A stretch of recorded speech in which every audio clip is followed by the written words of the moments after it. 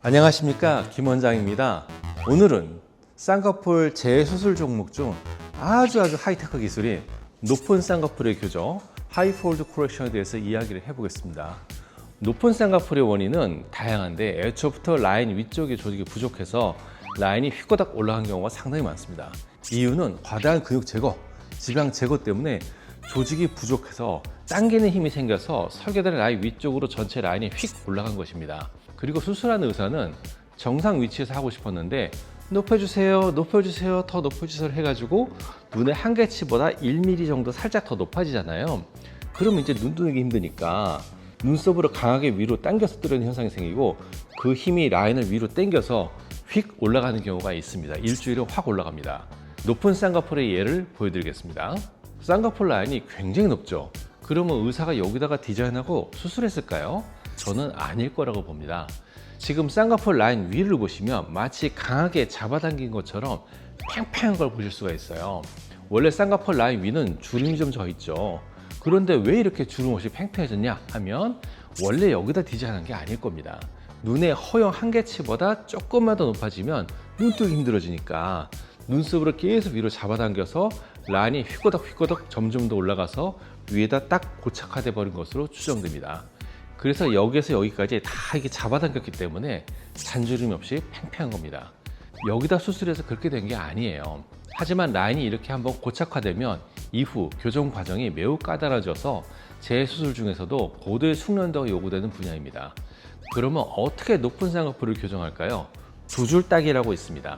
이미 높은 라인과 내가 새로 설정한 라인 두 줄의 사이를 전부 다 따내서 아래로 내려서 합쳐준다, 이런 개념으로 수술을 하는 것입니다. 저는 그 수술을 하지 않습니다. 위험해서요. 이런 분들의 눈 위의 조직은 이미 상당히 부족합니다. 처음에 수술할 때 지방도 많이 빼고 근육도 제거했기 때문에 조직이 거의 없고 부족한 경우가 많습니다. 그런데 거기서 더 추가적으로 조직을 더 대량으로 제거하는 수술법입니다.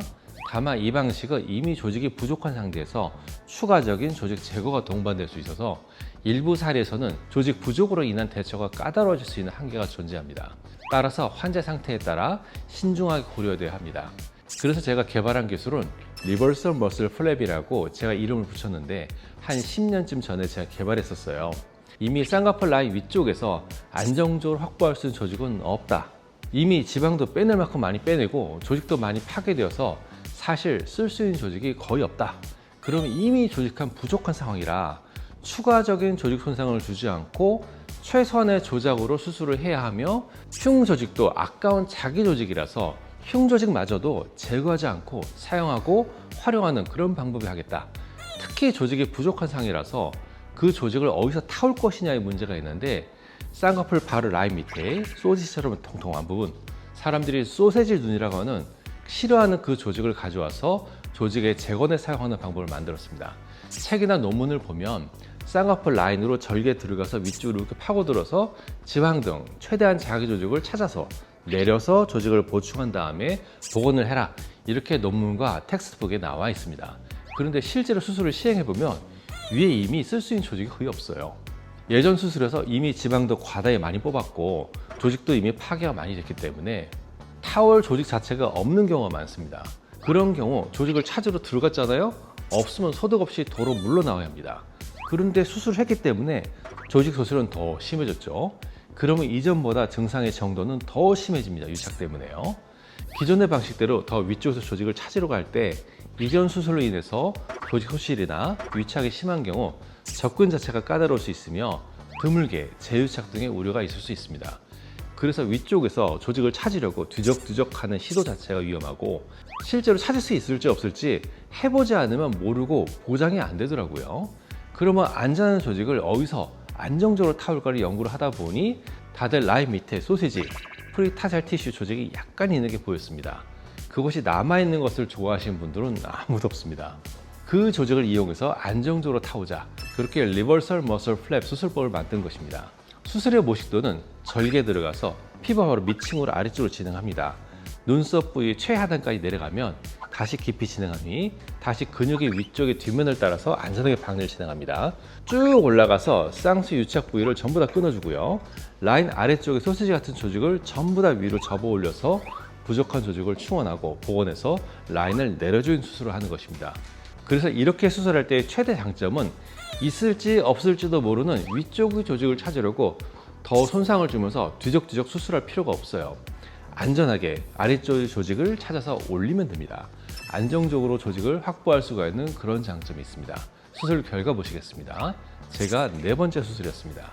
이전에 반복적인 수술로 난이도가 매우 높은 살이었으나 본 수술법을 적용하여 시술 직후 붓기 부담이 비교적 적고 깔끔하게 정리된 사례입니다. 붓기 관리가 안정적이어야 양쪽 라인의 균형을 맞추는 데 도움이 됩니다. 한쪽만 수술하셨는데 양쪽 수술하는 것보단 훨씬 더 어렵습니다. 왜 그렇게 수술할 수밖에 없었냐 하면은 이미 반복적인 수술로 눈 조직에 파괴가 너무 많이 와가지고 양쪽 눈썹이 이미 이렇게 들린 모습을 보여주고 있습니다. 속에 흰 게 보이시죠? 그래서 눈매 교정 수술도 마음대로 할 수 없기 때문에 한쪽으로 가능한 한 맞추려고 했던 겁니다. 수술 직후의 모습으로 양쪽의 대칭이 이전보다 조화롭게 개선된 결과를 보여주는 그런 사례입니다. 두 번째 케이스 보시겠습니다. 라인도 이미 높고 쌍수 라인 아래 소세지 같이 보이는 거 보이시죠? 이 부분을 이용해서 높은 쌍꺼풀을 교정하는 것입니다. 위쪽으로 이렇게 파고들어서 뒤져봐야 조직을 찾아봐야 이전 수술 때 다 제거해서 조직이 이미 없을 가능성이 높습니다. 재수술 6일째 경과로 멍과 붓기가 비교적 안정적으로 가라앉아서 깔끔해진 모습을 보여주는 그런 사례입니다. 이렇게 눈매 교정과 조직 재배치를 병행하여 완화 효과를 기대할 수가 있습니다. 세 번째 케이스를 보시겠습니다. 이분은 남자인데 안검하수가 굉장히 심합니다. 안검하수가 너무 오래돼서 위쪽에 수술할 수 없는 너무 높은 위치에 쌍꺼풀 라인이 생긴 것을 보여주고 있습니다. 눈매 교정 수술을 했지만 이쪽 너무 높은 쌍꺼풀은 수술적으로 접근 자체가 안 됩니다. 그런데 다행히 레이저 시술을 병행하여 10년 된 유착 라인을 부드럽게 완화해 준 사례입니다. 수술 14일째 안정적인 경과를 보이고 있습니다. 네 번째 분은 단 한 번의 수술로 눈이 이렇게 되셨는데 두 번의 재수술을 추가를 했는데도 불구하고 점점 더 심해졌다고 합니다. 어디에서도 재수술을 받아주지 않아서 저를 찾아오셨습니다. 상태가 매우 까다로워서 바로 절개수술 하기 어려운 조건이었는데 유착을 풀어주는 레이저와 정밀 지방 이식술을 단계적으로 병행하여서 이렇게 개선 효과를 본 사례입니다. 이분은 추가적인 레이저 시술로 유착이 더 줄어들면 비대칭 눈매 교정에서 나중에 다시 한번 교정 수술을 그때 가서는 할 수 있습니다. 높은 쌍꺼풀 교정은 쌍꺼풀 재수술 중에서도 난이도가 매우 높습니다. 환자의 세부적인 조건과 양상에 따라 치료 접근법이 다양하게 달라질 수 있습니다.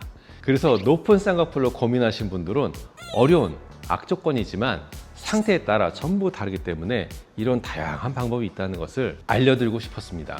고민하셨던 분들에게 도움이 되셨기를 바랍니다. 감사합니다.